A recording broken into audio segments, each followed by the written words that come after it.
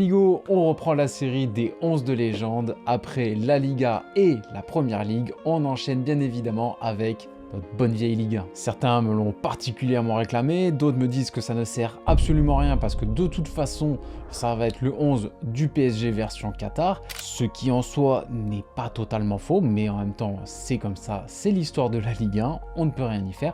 Mais ne t'inquiète pas, j'ai trouvé la solution. Aujourd'hui, je ne vais pas te proposer mais 2 11 de légende. Un avec le PSG version Qatar et un autre sans. Comme ça au moins, on pourra rendre hommage à absolument tout le monde.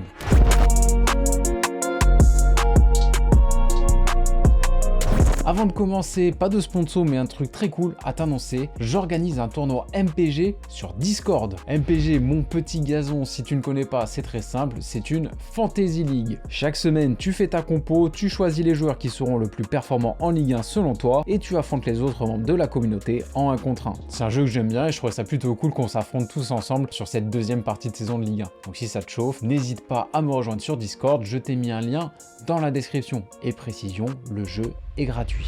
Avant de commencer ce 11, encore un dernier détail, mais celui-là il est particulièrement important, le détail des critères, mes critères de sélection pour ce 11 de légende. Je précise donc, comme à chaque fois, que ce n'est pas le 11 de mes joueurs préférés, c'est un 11 que je vais concevoir de manière pragmatique et objective, et ce n'est pas non plus le 11 des joueurs les plus talentueux à chaque poste. Alors évidemment que le talent rentre énormément en compte dans ma sélection, mais un joueur qui a un talent extraordinaire, même le meilleur joueur de tous les temps, s'il n'a pas eu la longévité, le palmarès, la régularité à très haut niveau, s'il n'a pas eu un réel impact sur la Ligue 1, bah désolé, ça dégage. Et oui, je parle de toi Lionel Messi, entre autres.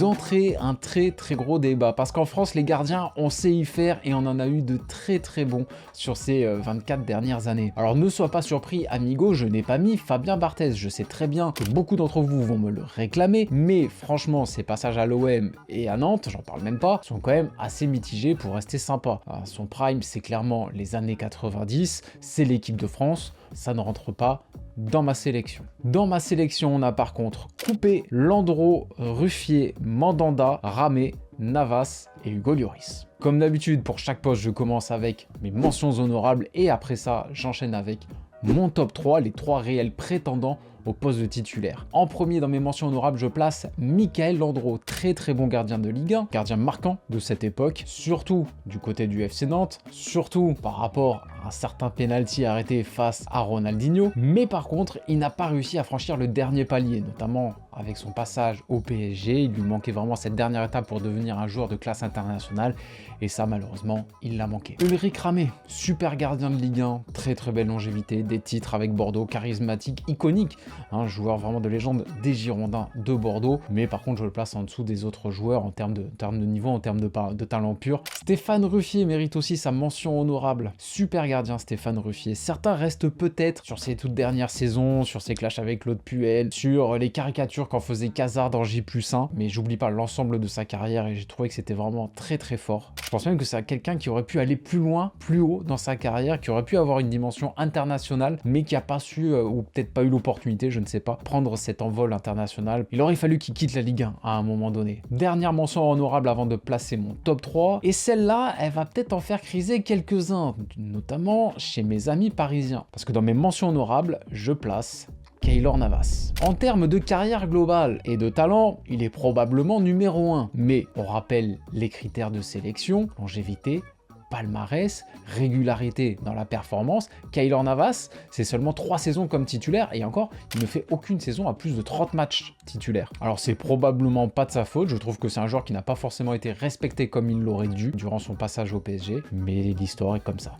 C'est pas top 3 pour moi. Mon top 3, c'est donc Coupé, Lloris, Mandanda. Ça c'est ma Ligue 1 bordel. Les souvenirs de malade avec les duels là, Barthez versus Coupé, Mandanda versus Lloris, qui sera le prochain numéro 1 de l'équipe de France. Ah ça c'était la belle époque. Alors je vais commencer par une décision qui me fait très mal. En tant que niçois, j'aurais aimé le mettre comme titulaire, mais là aussi on va respecter les critères de sélection, je suis obligé d'éliminer Hugo Lloris. Talent extraordinaire, immense carrière, mais des trois, c'est celui dont le passage en Ligue 1 est le plus court et son palmarès est vierge. Et comme cette vidéo se focalise uniquement sur les performances en Ligue 1, je ne peux pas prendre en compte ses performances et son palmarès en équipe de France et à Tottenham. Même si celui de Tottenham, bon... Ça nous laisse donc un magnifique duel Coupé versus Mandanda pour la place de titulaire. Deux magnifiques gardiens, deux gardiens extrêmement fiables, deux gardiens à la carrière exemplaire, des modèles de professionnalisme et de longévité. Pour moi, le numéro 1, c'est Grégory Coupé. Déjà, il a le critère palmarès, 7 titres de Ligue 1 pour Coupé, élu 4 fois meilleur gardien du championnat. Mandanda, 5 fois meilleur gardien, il faut le noter, mais seulement un titre de champion. Et au-delà de ça, je trouve que niveau régularité, niveau fiabilité, Coupé était quand même un poil au-dessus.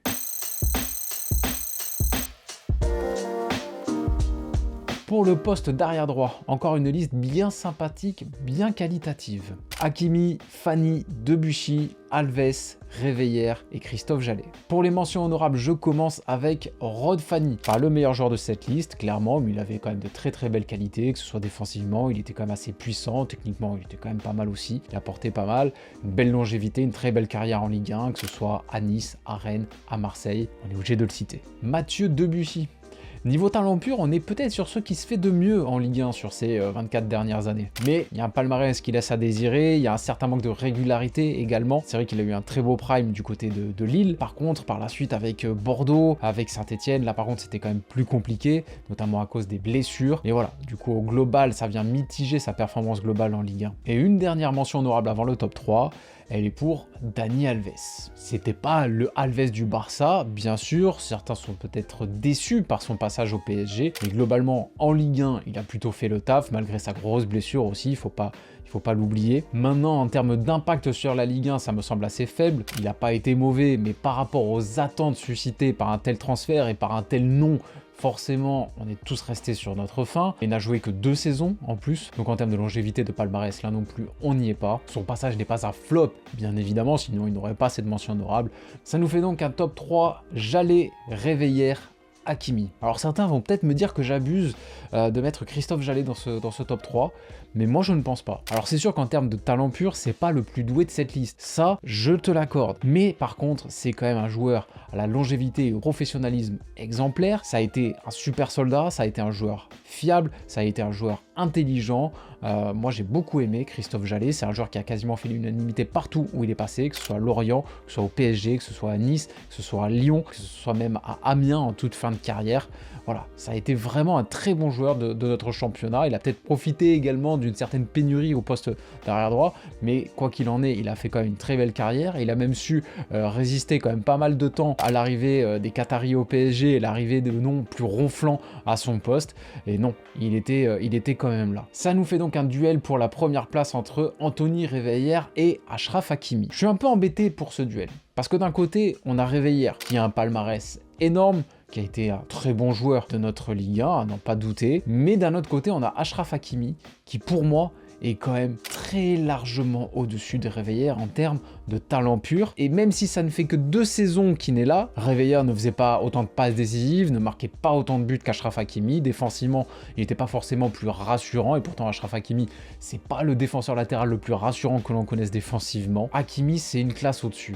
Hakimi, c'est vraiment le très haut niveau international. Niveau que Réveillère n'a pas réussi à atteindre sur la durée. D'ailleurs, ça s'est même vu en équipe de France où il ne s'est jamais réellement installé. Mais pour ce qui est de la longévité du palmarès, avec Hakimi, forcément, on n'y est pas. Vu que ça ne fait que 2 saisons et demie qu'il est là, il ne peut pas avoir déjà rattrapé Réveillère, c'est mathématique. Mais j'ai quand même envie de valoriser et de mettre Hakimi en numéro 1, de valoriser le talent, de valoriser le niveau de performance, parce que je suis persuadé que, sauf énorme blessure ou sauf transfert qui me semble assez inattendu dans les saisons à venir, je pense qu'il rattrapera le palmarès de Réveillère.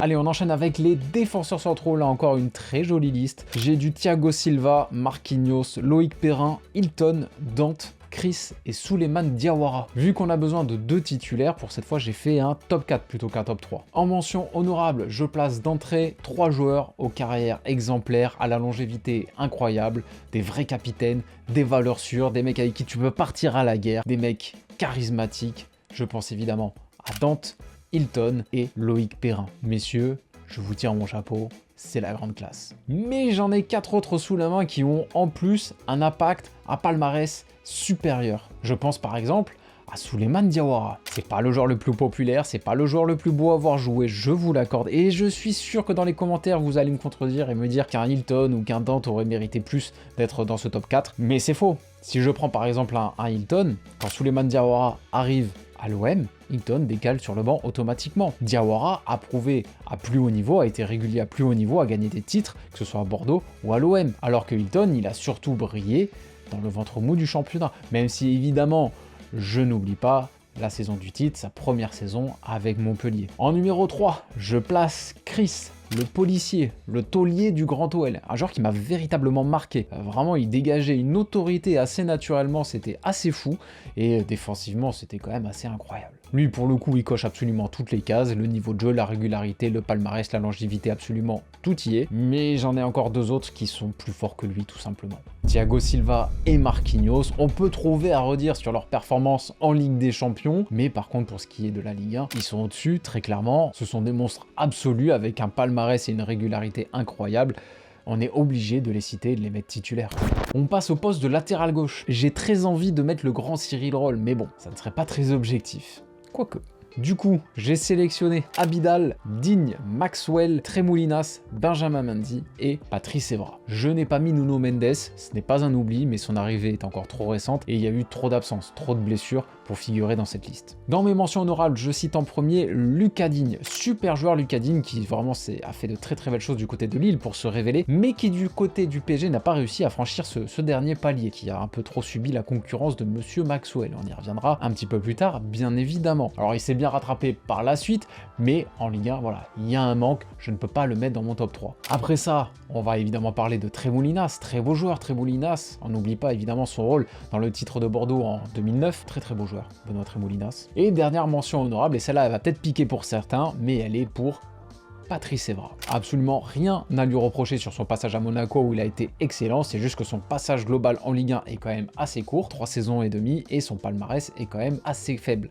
Il y a une Coupe de la Ligue, et en même temps c'est normal, on ne peut pas lui reprocher, son prime c'était à United. Ça nous fait donc un top 3, Benjamin Mendy, Maxwell, Abidal. Pour la 3e place, je choisis Benjamin Mendy. Une progression folle à l'OM sous Marcelo Bielsa, une confirmation de très haut niveau à Monaco sous Leonardo Jardim avec un titre de champion à la clé. Son passage en Ligue 1 n'est pas non plus excessivement long, à l'image d'un Patrice Evra, mais par contre il y a un titre qui fait la différence. Un titre de champion. Amigo, je viens de me rendre compte que j'ai oublié l'immense Gabriel Heinze. Il est compliqué à placer car il a beaucoup joué à gauche, mais aussi en tant que défenseur central. Mais il a plus joué central durant ses 2 saisons à l'OM et plus joué arrière gauche durant ses 3 saisons au PSG. Donc je vais le placer à gauche dans cette liste. Solide, rugueux, impactant, fiable. Il a marqué les esprits par son niveau de jeu et sa personnalité, et aussi par sa trahison envers le PSG, on va pas se mentir. Il a gagné un titre de champion. Je le place donc 3e de ce classement et je mets Mendy un cran en dessous dans les mentions honorables. En numéro 2, pour notre duel Maxwell et Abidal, un tout petit titre va faire la différence entre ces deux monstres. Alors je sais que pour beaucoup, le choix numéro 1, le choix le plus évident, c'est évidemment Maxwell, parce qu'en plus d'un palmarès magnifique, c'est un joueur qui a quand même marqué les esprits par son niveau de jeu, son niveau de performance, par sa technique,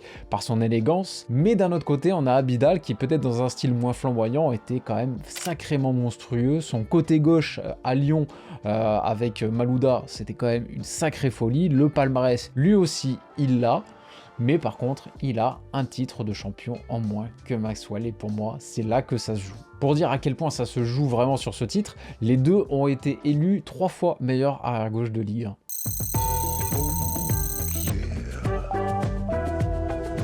Du beau monde à la récup. En France, on aime bien former des besogneux, des grands costauds pour ratisser les ballons. Du coup, ça me fait pas mal de mentions honorables pour commencer. De très bons joueurs, des joueurs que j'ai adorés en Ligue 1. Benjamin André, Florent Balmont, Rio Mavuba, Jérémy Toulalan. Des vrais pitbulls, des vrais soldats sur qui tu pouvais compter. Des joueurs avec une longévité impressionnante en Ligue 1. Vraiment, ils ont tous un nombre de saisons pleines en Ligue 1 assez impressionnant. Alors évidemment, ils ne postulent pas à une place de titulaire dans ce 11 parce que je ne les ai pas encore cités, mais c'est vrai qu'on a quand même une très belle liste. Toujours dans mes mentions honorables, mais un cran plus haut par contre, contre, évidemment, je le précise bien, je place Mahamadou Diarra, un monstre, une bête, tout simplement, vraiment physiquement, c'est l'un des joueurs les plus marquants de ce 21e siècle en Ligue 1. Le volume de jeu, le gabarit, la puissance, franchement, c'était très très fort Mahamadou Diarra. Le milieu de terrain, Diarra, Essien, Juninho, c'était quand même une sacrée dinguerie. 5 titres de champion, Diarra, hein, on n'oublie pas, il aurait pu franchement être dans le top 3, mais à un moment donné, il faut faire des choix, tout simplement. Et les autres me semblent d'un niveau technique quand même légèrement supérieur.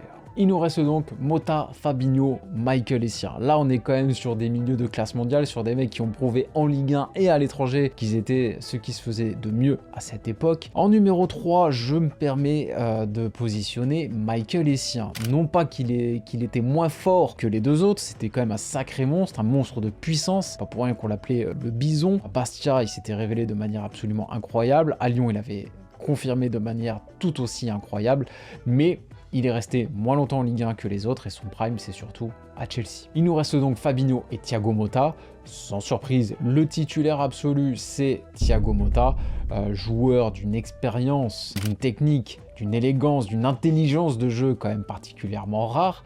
Joueur qui n'a d'ailleurs toujours pas été réellement remplacé qualitativement parlant au PSG après toutes ces années. C'est quand même assez fou, mais c'est pour dire à quel point vraiment c'était un joueur de très très grande classe. Fabinho, c'est mon numéro 2. C'était très fort également, très très fort techniquement. C'est un gros volume de jeu également. En plus, il était polyvalent, il pouvait jouer aussi arrière droit. Son passage à Monaco a été marquant. En plus, il y a eu un titre de champion. Mais par contre, en termes de palmarès, ça ne pèse pas assez lourd face à un Mota. Un milieu relayeur à choisir désormais, un mec pour donner du liant à cette équipe, un mec capable d'être performant dans les deux zones du terrain. J'ai donc Juninho, Cabaye, Verratti, Matuidi, Thiago et Kim Kallström. Je commence les mentions honorables avec Thiago Mendes, le vrai, pas celui de Lille. Magnifique joueur Thiago Mendes, intelligent, élégant, dommage qu'il ne soit resté que 2 saisons en Ligue 1. Un autre ancien lyonnais, particulièrement beau, avoir joué très très fort, passé par Rennes également. Kim Kallström, magnifique joueur, mais par contre une certaine irrégularité. Et dernière mention honorable pour Yohan Cabaye, super joueur Cabaye, qui a rendu de bons services au PSG, qui a été un bon joueur de complément, mais qui n'a pas réussi à s'imposer réellement. Ses meilleures saisons, c'était à Lille, pas assez donc pour intégrer le top 3. Pour mon top 3, par contre, j'ai du très très lourd, Juninho, évidemment, Marco Verratti, bien sûr, et Blaise Matuidi. Je commence par Blaise Matuidi, c'est mon 3e, c'est pas le plus beau à avoir joué, mais franchement sa carrière m'inspire un respect immense, vraiment je le trouve admirable. C'est quelqu'un qui a su franchir toutes les étapes en Ligue 1 pour devenir un joueur de classe internationale, c'est quelqu'un qui a dû faire face toujours à de très grosses concurrences, c'est quelqu'un qui partait toujours perdant quand il arrivait dans un club et qui finissait toujours par la force de son travail, par s'imposer, même au PSG, ou même quand les Qataris le font venir au PSG, ils n'ont pas énormément d'attentes autour de lui. Bon voilà, il est là pour dépanner, c'est les premières recrues de l'RQSI, mais au final, il finit par s'imposer, malgré les railleries, malgré les moqueries. Moi, franchement, j'ai envie de dire respect. En deuxième position, je place Marco Verratti. Lui, c'est l'inverse. Ah, vraiment, il avait toutes les qualités, on va dire quasiment dès le début. Il avait un potentiel fou, un talent fou. Il a beaucoup progressé en Ligue 1 sur les premières saisons, mais il s'est quand même assez rapidement installé dans un certain confort. C'est vrai qu'on peut lui reprocher peut-être un manque de régularité par moment, un petit manque aussi de disponibilité, puisque son hygiène de vie douteuse faisait qu'il pouvait souvent être absent. Mais malgré tout, c'est quand même l'un des plus grands talents de l'histoire de la Ligue 1, l'un des meilleurs milieux de terrain passés par la Ligue 1. Le palmarès, la longévité sont là, on est obligé de le mettre à cette deuxième position. Par contre, à la première position, je pense que là, il n'y a absolument aucun débat avec Juninho, évidemment, Juninho Pernambucano. Il a tout, vraiment, le professionnalisme, la régularité, la longévité, le talent, l'impact qu'il a eu, parce qu'il a été le maestro de cette équipe, 7 fois championne consécutivement. Il a marqué les esprits avec ses coups francs, avec sa vision du jeu, avec sa qualité technique. Joueur magnifique. Pour moi, il est absolument intouchable, titulaire absolu, avec ou sans PSG version QSI. Alors celui-là de poste, il est très drôle, mais aussi assez compliqué à départager, parce que tu sens vraiment que le poste de numéro 10, c'est le poste des créatifs, avec toute la stabilité que cela induit. Bon, la liste vend du rêve, hein. Neymar, Payet, Nasri, Valbuena, Ronaldinho, Pastore, Gourcuff, Eric Carrière, Benjamin Nivet, Julien Ferré, Yann Lachuer, on en a eu des beaux, hein, vraiment des meneurs de jeu, quand même. Alors en mention honorable, je place ce que j'appelle les 10 du terroir. Les 10 Justin Bridou, Yann Lachuer, Julien Ferré, Eric Carrière, des joueurs vraiment qui ont marqué notre Ligue 1 avec leur talent, mais aussi avec leur dégaine qui collait pas forcément avec la magie qu'ils pouvaient avoir dans les pieds, mais globalement ce sont des joueurs qui n'ont jamais vraiment eu le niveau international. Alors évidemment, je je n'oublie pas Eric Carrière qui lui a été international et qui a quand même joué du côté de l'OL. Je le passe à un petit cran au-dessus, mais tout de même. Je place également les poètes fragiles. Gourcuff et Pastore, très très beau à voir jouer, mais trop souvent blessé malheureusement. Mention honorable seulement également pour Samir Nasri, magnifique joueur Samir Nasri, mais son prime c'est en première ligne. Ronaldinho n'est pas dans mon top 3 non plus, ça va peut-être en surprendre quelques-uns, mais si on a fait attention aux critères, on le comprend. Joueur beaucoup trop irrégulier, joueur qui choisissait clairement ses matchs, un joueur qui n'a peut-être pas eu forcément toutes les opportunités qu'il aurait mérité au vu de son talent. C'est vrai que Luis Hernandez l'a quand même très souvent mis sur le banc, voilà, il a peut-être pas eu forcément l'opportunité d'avoir cette régularité. Son passage aura été évidemment marquant, on s'en souviendra toujours parce que ça reste Ronaldinho et ça reste l'un des plus grands footballeurs de tous les temps, l'un des plus grands talents de tous les temps, mais objectivement son passage n'est pas le plus marquant en Ligue 1. Donc dans mon top 3 je garde Valbuena, Payet et Neymar. En 3 je place Mathieu Valbuena. Parcours incroyable, là aussi beaucoup de respect pour sa carrière. Un joueur qui malgré son gabarit, on va dire assez peu avantageux, a réussi à s'imposer dans cette très physique Ligue 1. Quelqu'un qui a aussi réussi à faire son trou malgré les moqueries, malgré les railleries sur son gabarit. Donc beaucoup de respect pour Mathieu Valbuena. Son passage à l'OL est un petit peu plus mitigé, c'est vrai, mais à l'OM il a quand même montré de très très belles choses. Donc je pense que cette 3e place est méritée. En 2 je place Dimitri Payet, bien évidemment, talent extraordinaire. Des buts extraordinaires, des dribbles extraordinaires, vraiment c'est un joueur qui a fait rêver en Ligue 1, une très belle longévité également, mais il y a quand même un palmarès assez vide et aussi une certaine irrégularité. Et en numéro 1, donc à ce poste de numéro 10, sans grande surprise, je positionne Neymar. Alors c'est vrai, il ne coche pas absolument toutes les cases, parce que c'est vrai qu'il a joué 6 saisons en Ligue 1, qu'il a été très performant, mais c'est vrai qu'il jouait quasiment que des demi-saisons au PSG. Mais il a été régulier dans la performance, donc ça compense quand même un petit peu ce manque de disponibilité.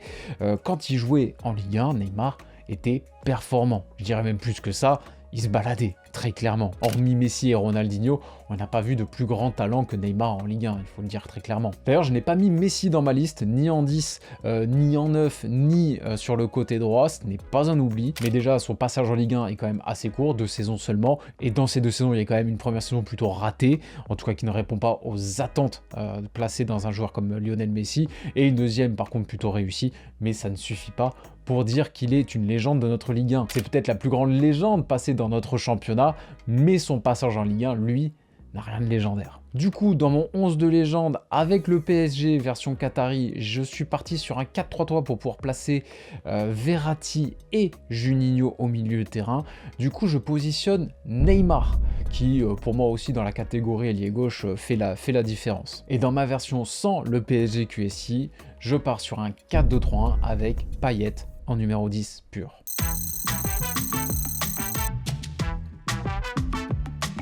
Allez, on va passer au trio d'attaque, mais juste avant ça, pense bien à liker la vidéo amigo et abonne-toi surtout pour ne pas manquer mes prochaines vidéos. Du coup, on a placé Neymar sur le côté gauche de l'attaque, mais on va quand même classer les ailiers gauche de la Ligue 1 pour notre 2e version de ce 11 de légende. Surtout que ma shortlist est quand même sacrément sympathique. On a du Florent Malouda, Michel Bastos, Franck Ribéry, Eden Hazard et Jérôme Rotten. Et ne t'inquiète pas, je n'ai pas oublié Kylian Mbappé. Avec Mbappé, de toute façon, c'est simple, on peut le positionner n'importe où devant.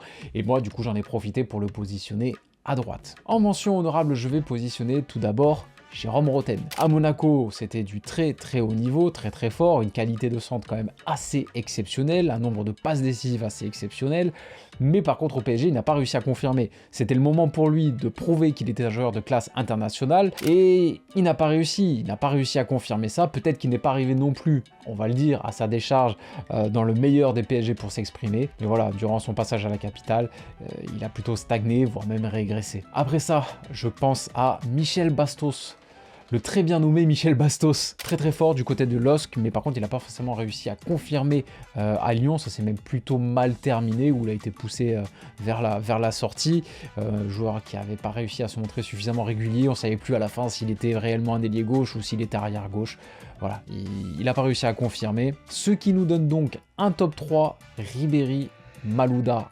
Hazard. À la 3e position, je place Franck Ribéry, joueur incroyable, talent magnifique, vraiment absolument rien à dire, un parcours admirable, une progression folle en Ligue 1, vraiment, ses passages à Metz, ses passages à l'OM, vraiment, c'est quelque chose dont on se souviendra encore très longtemps. Puis il y a une personnalité, il y a une gueule, on est obligé de se souvenir de Franck Ribéry et de son passage en Ligue 1, mais voilà, son prime c'était au Bayern. je le mets quand même un petit cran en dessous des deux autres. Ça nous fait donc un top 2 Hazard Malouda. Alors d'un côté, on a un joueur plutôt en début de carrière, mais avec un talent absolument dingue, un talent très rare. Et de l'autre, on a un joueur peut-être un petit peu moins doué, mais qui a été très complet et très régulier et qui a quand même un sacré palmarès avec Florent Malouda. Moi, j'ai quand même envie de valoriser le talent et l'impact qu'a eu Eden Hazard sur la Ligue 1, plutôt que le passage de Florent Malouda. Florent Malouda nous a montré de très belles choses, que ce soit à Guingamp pour sa révélation, et surtout à Lyon, où il a vraiment très bien confirmé sur la durée, mais c'est un joueur qui manque quand même de talent par rapport à un Eden Hazard, qui s'est pas montré aussi décisif qu'un Eden Hazard. Ce n'est pas quelqu'un qui a porté son équipe comme a pu le faire Eden Hazard, c'était plutôt un joueur de collectif, même s'il y a eu vraiment une saison, sa dernière saison à l'OL, où vraiment individuellement, là, il avait été très fort, et c'est d'ailleurs ce qui lui avait permis de s'envoler vers Chelsea. Donc je place Eden Hazard un cran au-dessus, et je le mets donc titulaire à ce poste d'ailier gauche dans ma deuxième version de ce 11 de légende. Certes, son prime, c'est plutôt en première ligue, mais voilà, il a su porter le LOSC vers le titre avec un talent absolument exceptionnel. Il y a un style, il y a une magie qui vraiment fait qu'on se souviendra d'Eden Hazard. Il a quand même joué pas mal de saisons. Il nous a fait plusieurs saisons de très haut niveau avec le LOSC. Il n'est pas parti de suite après la saison du titre. Donc ça ne me dérange pas de le mettre en première position. Bon, comme j'ai mis Neymar titulaire côté gauche, j'ai décalé donc Mbappé à droite. Et on ne va pas simuler un quelconque suspense, c'est évidemment mon titulaire. On a de beaux noms pourtant, Govou, Di Maria, Thauvin, Malcolm, Bernardo Silva, Ludovic Giuli, mais avec Mbappé, la concurrence est clairement trop rude. Allez, on commence les mentions honorables avec Malcolm, 2 très belles saisons du côté de Bordeaux, un véritable talent, on a apprécié son passage. On pense également à Bernardo Silva, dont le passage à Monaco a également été grandement apprécié par un long passage malheureusement. On aurait aimé le voir un petit peu plus longtemps dans notre Ligue 1, mais voilà, il a su se révéler dans notre championnat et confirmer avec notamment un très beau titre de champion. Mention honorable également pour Ludovic Giuli, un joueur que j'imaginais de base mettre plutôt dans mon top 3, vu l'importance du joueur, vu le talent du joueur, mais il est à cheval entre les années 90 et 2000, et cette vidéo se concentre uniquement sur le 21e siècle. Donc ça veut dire que toutes ces saisons à Lyon, on oublie, et ses premières saisons à Monaco, on oublie. Du coup, il ne reste plus grand chose. Mention honorable également pour Florian Thauvin,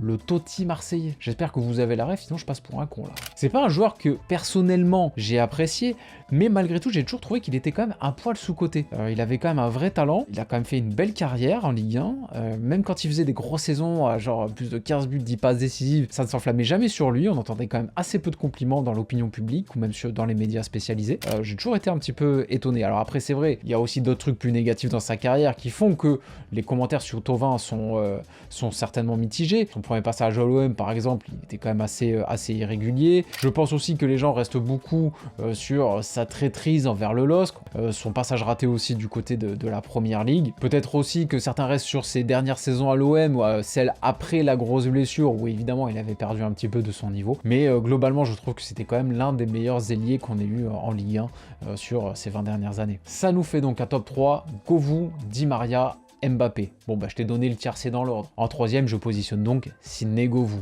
Une fusée le mec. Franchement ça allait tellement vite, c'était quand même très fort, c'était quand même assez puissant. C'est un joueur que j'ai quand même particulièrement apprécié. Malheureusement c'est un joueur qui n'a pas su devenir suffisamment efficace, que ce soit par le nombre de buts, le nombre de passes décisives, pour vraiment devenir un top player. Parce que sans ça il avait vraiment les qualités, encore une fois la vitesse, la technique, il créait vraiment beaucoup de décalage sur son côté, vraiment il avait vraiment un beau potentiel, et il n'est pas allé au bout de ce potentiel. Belle longévité en Ligue 1 en tout cas, très beau le palmarès, on est quand même sur du très lourd. Troisième place, amplement méritée, je pense. En deuxième place, je positionne donc Di Maria, le très admirable Angel Di Maria. Magnifique joueur, incroyable passeur, meilleur passeur de Ligue 1 sur une saison, meilleur passeur de l'histoire du PSG. C'était le très haut niveau, mais aussi il y a un professionnalisme, un sérieux qui m'ont marqué avec Angel Di Maria. C'est un mec qui, chaque été, on annonçait comme remplaçant, comme allant se faire bouffer par la nouvelle star qui arrivait, et au final, à la force de ses performances, sans broncher, sans faire de chichi dans les médias ou quoi que ce soit, il a réussi à chaque fois à récupérer sa place et à devenir un élément essentiel du PSG. Donc j'ai envie de dire bravo et respect. Et en 1, je l'ai déjà dit, Kylian Mbappé, je pense que je n'ai pas besoin de justifier ce choix. Et le meilleur pour la fin, les buteurs. Un véritable casse-tête pour moi, tant vraiment la liste est longue, tant on a été bien servi en Ligue 1 dans ce 21e siècle. Je te donne la liste. Zlatan, Pagis, Cavani, Ben Yedder, Lacazette, Paoletta, Anderson, Benzema, Drogba, Niang, Cissé, Alexander Fry. Par où on commence? Bon, déjà, j'élimine Drogba. Magnifique saison 2003-2004 pour Didier Drogba. Un talent qui le positionne naturellement parmi les plus grands de notre Ligue 1, évidemment. Mais par contre, son passage en Ligue 1 reste quand même assez court. 2 saisons à Guingamp pour se révéler, une saison pour confirmer à très haut niveau, pour exploser à très haut niveau avec l'OM, et basta. On aurait aimé le voir en Ligue 1 un petit peu plus. On le voit rentrer peut-être à un moment donné, comme il l'a si souvent dit. Mention honorable seulement également pour Karim Benzema. Pareil, une très très belle révélation du côté de l'Olympique Lyonnais, surtout qu'on se souvient qu'il sort en même temps que Hatem Ben Arfa du centre de formation de l'Olympique Lyonnais, et que des deux, les attentes étaient surtout tournées envers Hatem Ben Arfa, et au final c'est lui qui fait la plus belle carrière. Et bordel, quelle carrière! Mais cette carrière, elle se passe surtout en Liga, elle se passe surtout au Real Madrid. En Ligue 1, c'est une très très belle révélation, mais il y a d'autres joueurs qui ont plus marqué de leur époque. Un autre attaquant génial que j'aurais aimé voir plus longtemps en Ligue 1, Alexander Fry. Pas le plus grand, pas le plus rapide, mais putain, quel buteur c'était. Vraiment, devant les cages, c'était le très très haut niveau. Djibril Cissé. C'est dur de ne lui donner qu'une mention honorable, tant son passage à Auxerre était une folie furieuse. Vraiment, c'était un avion de chasse, le mec, il était trop trop fort, et j'étais un grand fan de cet AJA. Mais il y a aussi un passage du côté de l'OM, je vais pas dire raté, ça serait dur, mais qui nous a laissé sur notre faim. Si on parle des attaquants marseillais, on peut en placer une également pour Mamadou Niang, très bon à Strasbourg, mais alors exceptionnel du côté de l'OM, et c'est d'autant plus beau que c'était inattendu, parce qu'effectivement il était très bon du côté de Strasbourg, mais on l'imaginait pas devenir attaquant de ce niveau-là, surtout à l'OM, surtout en plus à une époque où on galérait à l'OM à trouver vraiment un grand numéro 9 pour succéder à Didier Drogba. Pareil pour Michael Pagis d'ailleurs.